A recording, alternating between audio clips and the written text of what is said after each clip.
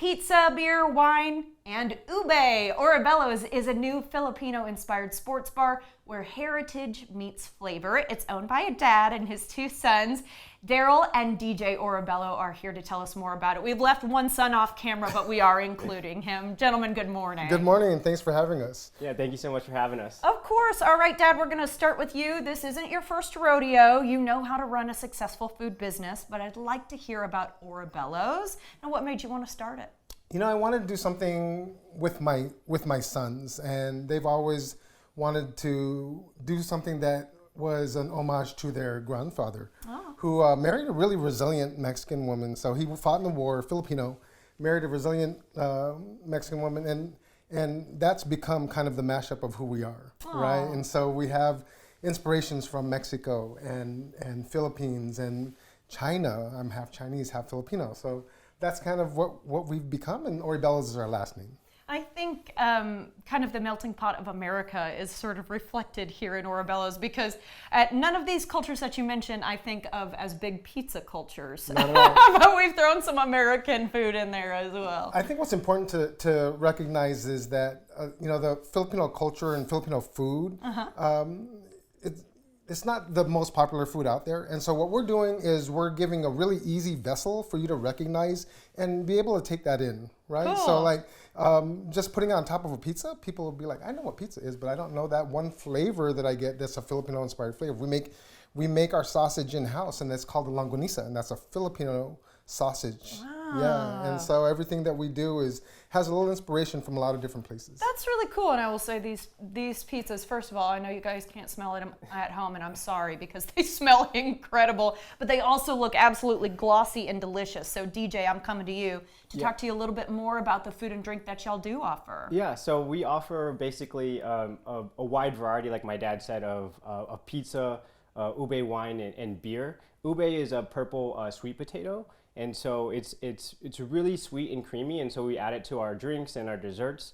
But I'll go ahead and talk to you a little about, we have a pork lumpia, which is basically a Filipino egg roll. Okay. And you dip I love how small and crunchy they look. So some people are not familiar with it, but it's basically, they call it lumpia Shanghai. It's the Filipino version of that. And then this is our Sao Supreme, which is typically just basically a supreme pizza.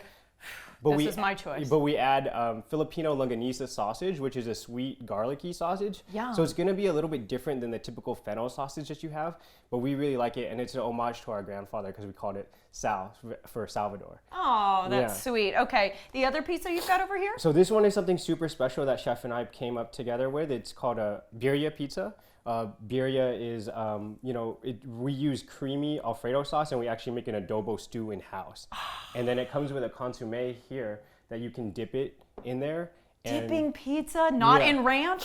Not in, we also have house-made ranch, but we wanted to make something that, really inspired us. Quesabirria is one of my favorite foods. And there's just so many reasons why I wanted to make this pizza, but like if you guys come to the restaurant, we can definitely dig into more. Oh, sure, but that's some of that Mexican heritage working its way in. That's really cool.